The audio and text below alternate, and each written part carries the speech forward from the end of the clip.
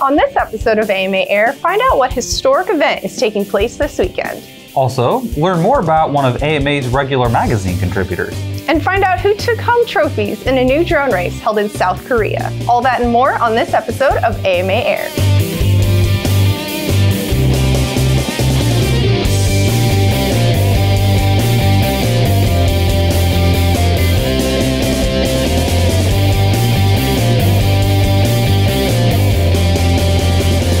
Hello and welcome to AMA Air, your source for modeling news. I'm Chris Savage. And I'm Claire Oldenheisen. This past weekend, legendary RC pilots ages 50 and older met up in Toone, Tennessee to compete and earn bragging rights at the 2019 Clover Creek Senior Tournament of Champions Freestyle Invitational. 21 former Tournament of Champion pilots were invited to the reunion.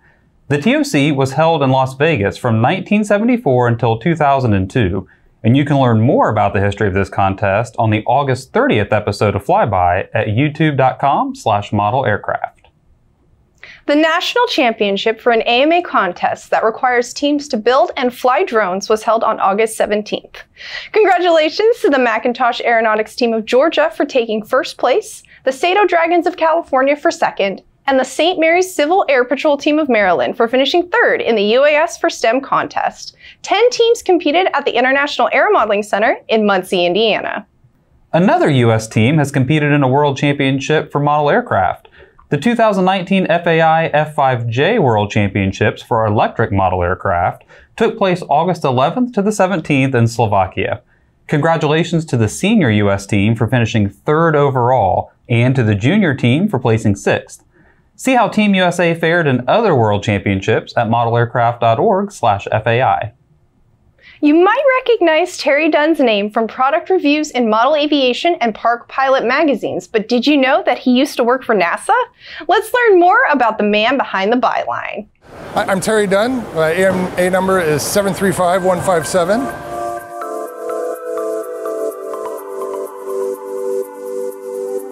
When I was growing up, my dad and my uncles were always into control line and free flight and other types of stuff, so I was just immersed in it from the beginning, and it grew from there, from control line and other stuff into RC, and I never looked back, really. That's kind of an interesting question because I spent a lot of years as an aerospace engineer, and there were so many more examples of my hobby experience benefiting my career than any of my engineering training being beneficial to the hobby. So it was instances where I would go in to work on a piece of space hardware and something I had worked on in the hobby 10 years ago related directly to that, and it was already familiar to me and easy to do. Well, I don't really discriminate, but if I had to narrow it down to one, everything I do now, pretty much everything is electric powered, and within that, probably just sport planes. I try not to limit myself too much. I've dabbled in things throughout the years, but never anything nearly as seriously as RC flying. And now that I have 3 kids, kind of what they do is what I do. So yeah, I think everything else pales in comparison. I think that would have to be a team award. Again, going back to my dad and my uncles, growing up, whenever we needed something, whether it was for the airplanes or something around the house, we would just go out in the garage and make it. So, and growing up, I never felt like I was limited by the things that were on the shelf. If I wanted a certain airplane, I would just draw it up and make it. So I've kind of carried that whole mindset through my modeling and through my career, and I kind of feel like I have the freedom to do whatever I need to do. I wish I knew the answer. Just my friends Fitz and Lee, we've been flying together for I don't even know how long, years and years. And one day, one of us, and I don't think any of us can tell you who, said, maybe we should start a podcast together. And we didn't know anything about it at the time. And we just kind of each went off on our own direction doing little parts. And the next thing you know, we started doing it. And that was 2 years ago. And we feel like we're a little bit better at it now and hope to keep going at it. It's a lot of fun.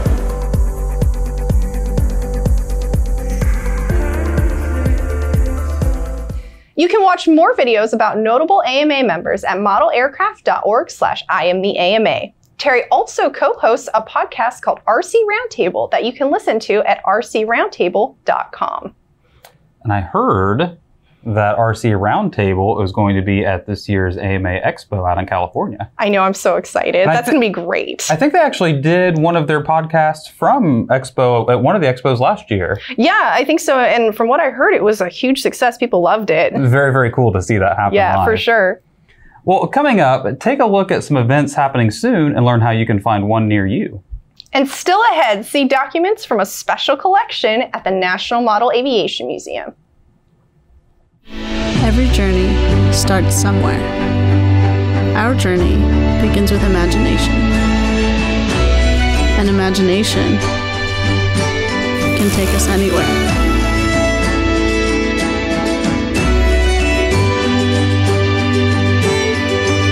Because the best journeys end with new beginnings.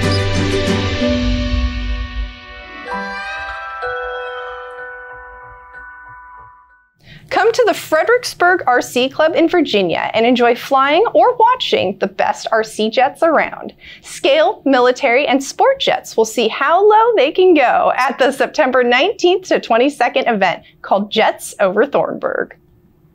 Float on over to California September 20th to the 22nd for the 2019 Lake McSwain Float Fly.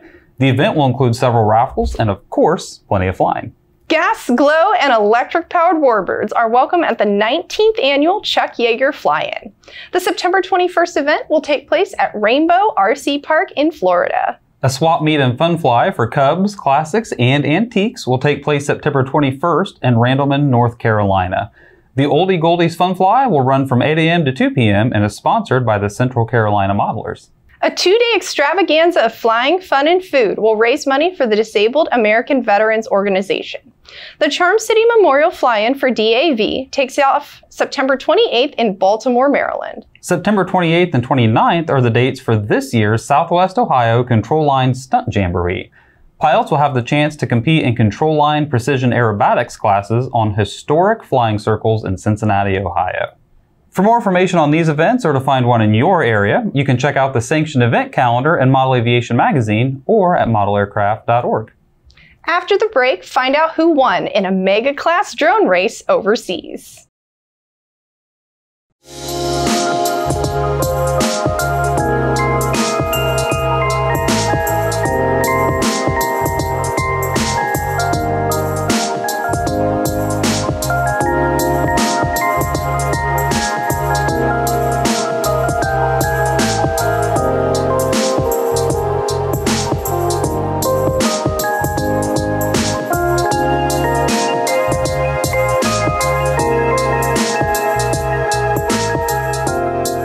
The National Model Aviation Museum's Manuscript Monday video series that kicked off earlier this year gives viewers a behind-the-scenes look at documents in the museum's collection.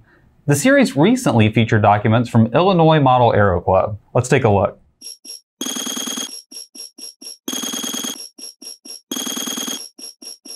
The Illinois Model Aero Club, or IMAC, was one of the first model airplane clubs in America. It was organized and founded by Mr. R. Robbins and William Stout.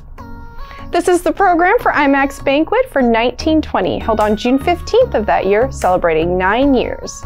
How they counted those 9 years is still debated. We believe, based on multiple sources, the club's start was in December of 1911, although the official first meeting wasn't until January 1912.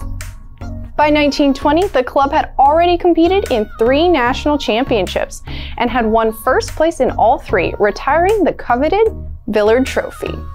The menu for the banquet included what we hoped was food: flying sticks, beads, scaled model steak, high explosive model bomb, split bamboo, V-section, and dope. What do you think they had for dinner? You can discover even more from the National Model Aviation Museum at collections.modelaircraft.org. On August 17th, clubs across the country celebrated the 7th annual National Model Aviation Day. Pilots who flew that day were asked to participate in a fly-a-thon to raise money for the AMA Foundation. One pilot, Rusty Kennedy, really stepped up to the plate by raising more than $2,000. In all, pilots collected about $4,400 for the foundation. Thank you to all of the pilots who participated. If you couldn't help this time, you can still support the AMA Foundation by attending the Friends of the Foundation Fun Fly, which takes place September 13th to the 15th in Muncie, Indiana. You can find out more at amafoundation.modelaircraft.org. 8 of the pilots who competed in the Mega class in this year's Multi-GP International Open traveled to South Korea in August to compete in a contest hosted by Drone Sports International. The Haedong-gun Super Drone Race took place August 17th. Congratulations to Youngrock Sun of Korea for finishing first, Jungwon Choi of South Korea, and Corey Ibanez of the US for placing third. You can learn more about the contest on MultiGP's Facebook page.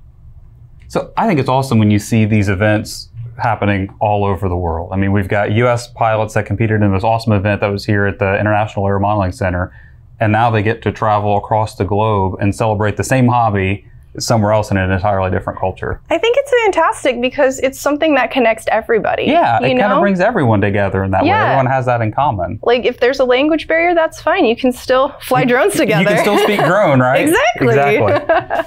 Well, that's all for this episode of AMA Air. You can stay connected with us by following us on Facebook, Twitter, and Instagram. For even more videos, make sure you subscribe to our YouTube channel. And from all of us here at AMA, thanks for watching. We'll see you next time, but for now, it's time to get flying.